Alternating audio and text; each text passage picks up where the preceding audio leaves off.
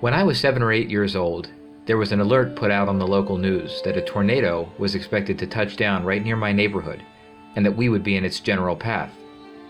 I remember the news really played it up, with lots of dramatic music and late-breaking updates. They said it was supposed to touch down around 7 p.m. I was scared to death, to the point where I was quite literally cowering in the corner and crying. My father explained to me that there was more turmoil in my mind than anything that would likely come from the tornado, even if it did touch down. He said that worst case scenario, it might go through the backyard and knock down the swing set, but that the likelihood of it hitting our house directly was extremely low.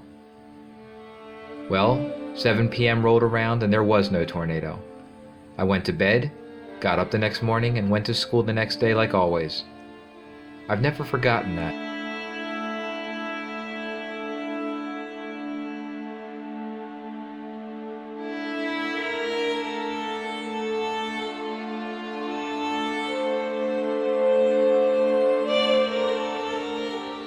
It's funny, when this lockdown began, I found myself thinking of that story about the tornado. They said when this all began that it would only be for a couple weeks, until they flattened the curve so as not to overwhelm medical facilities, staff, and supplies. But now, it just seems to drag on and on.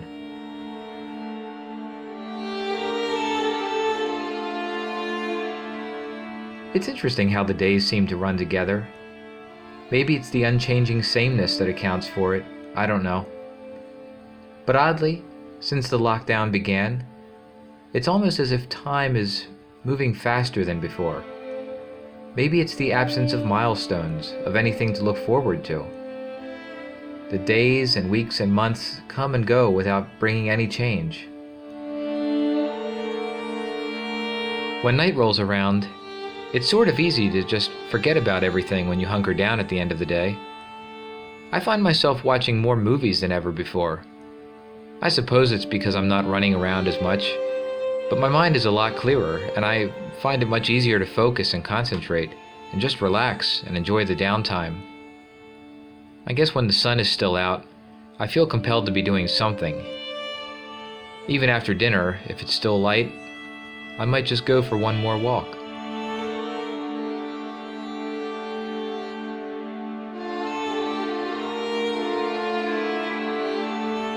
My daily walks to the park keep me sane. It's the one chance I have to clear my head, to be out in nature, away from the constant reminders of how life has come to a complete standstill. The fresh air, the tranquility of the open sky, the sound of the wind in the leaves, these things give me solace and the energy to face a new day. I return from my walks refreshed, renewed, a new man. It's interesting, but I've noticed a lot more wildlife lately. I don't know if there are more animals out and about or if I'm just noticing them more. In any case, I see quite a few squirrels now, running along the fences and leaping onto the telephone poles. I've also noticed quite a few rabbits, far more than I'd ever seen before, hopping around neighbors' yards. And I'm also seeing a lot more of my neighbors. When I moved here a few years ago, I hardly ever saw them. I think I was a bit unusual in taking my walks around the neighborhood at all. Now I see them out for walks sometimes several times a day. It's nice getting to know your neighbors, to put faces to the people who live in all these houses up and down the block.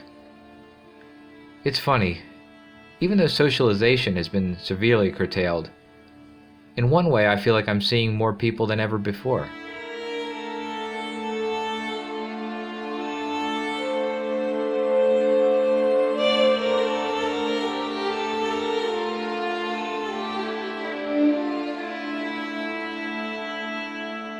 Living in the city, even on the relative outskirts as I do, makes the signs of economic distress all the more apparent and difficult to deal with, because you're reminded of it every time you drive down the street and see the rows and rows of empty storefronts.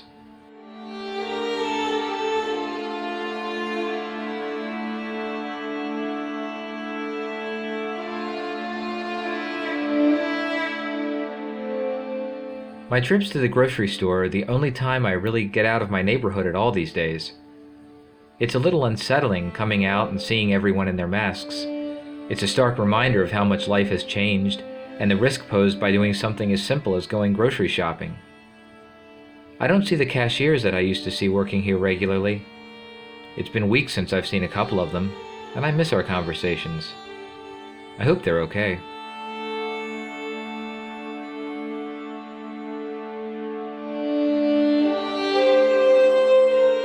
I think that's the hardest part for me. The lack of interaction, the lack of smiles, the lack of laughter and jokes. Anything to help relieve the tension about when this is all going to be over, when we can move on and get back to life as we knew it before. Of course, maybe the hardest part of all is knowing that there's the possibility that we won't be going back to life as we knew it before. Each day brings new talk of the steps we can take toward recovery, to rebuilding and moving on. But the uncertainty of it all keeps me on edge. It's that feeling of wanting answers when there are no clear or easy answers to be had. The best we can do is be patient, to be cautiously optimistic, to be imaginative, how we can make the most of the current situation, and look forward to seeing what tomorrow brings. Until then, I try to take it just one day at a time, to face each day as a new opportunity, and to appreciate all the quiet moments, because I know that when things do go back to normal, those will be all too few and far between.